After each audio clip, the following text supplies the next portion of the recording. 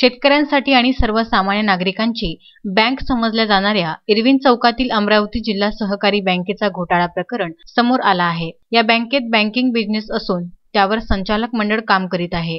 याच बँकेने एका खासगी कंपनीत तब्बल 700 कोटींची गुंतवणूक केली होती। मात्र शेतकऱ्यांच्या मेहनतीची कमाई रोख ठेवीला येथील कर्मचाऱ्यांनी चुना लावीत तब्बल 3 कोटी 39 लाख रुपयांची दलाली घेण्याचे तपास उघड झाले आहे। या प्रकरणात बँकेच्या उपनिबंधकाने 15 जूनला सिटी कोतवाली पोलीस स्टेशनला भ्रष्टाचार करणाऱ्या कर्मचाऱ्यांविरुद्ध तक्रार दिली होती। सिटी कोतवाली पोलिसांनी बँकेचे तत्कालीन मुख्य कार्यकारी अधिकारी जे.सी. राठोड, कर्मचारी निळकंठ जगताप, सुधीर चांदूरकर, राजेंद्र कडू, 3 महिला कर्मचारी यांच्यासह शेअर म्युच्युअल फंडचे दलाल अजितपाल मोंगा, पुरुषोत्तम रेड्डी, शिवकुमार गट्टाने, राजेंद्र गांधी यांच्या विरुद्ध कलम 406, 420, 467, 468, 471 आणि 102, 120 ब अंतर्गत गुन्हे दाखल करण्यात आले आहे। या प्रकरणाची 12 एप्रिलला लेखापरीक्षण करण्यात आले।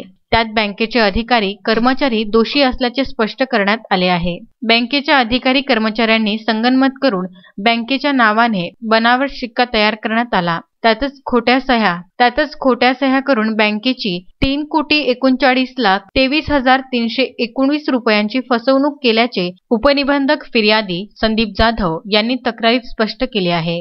हे प्रकरण आर्थिक बाबीचे असल्याने सर्व तपास आता आर्थिक गुन्हे शाखेकडे सिटी कोतवाली पोलीस निरीक्षक राहुल आठवले यांनी वर्ग केले आहे। आर्थिक गुन्हे शाखेचे पोलीस निरीक्षक शिवाजी बचाटे आणि त्यांचे पथक या प्रकरणाचा तपास करणार आहे। गुन्हे दाखल झालेल्या कर्मचाऱ्यांना ताब्यात घेऊन विचारणा करण्यात येणार आहे। मध्यवर्ती बँकेत संचालक मंडळ असल्याने याच बँकेत करोडो रुपयाचा अपहार झाल्याने आता राजकीय क्षेत्रात खळबळ निर्माण झाली आहे।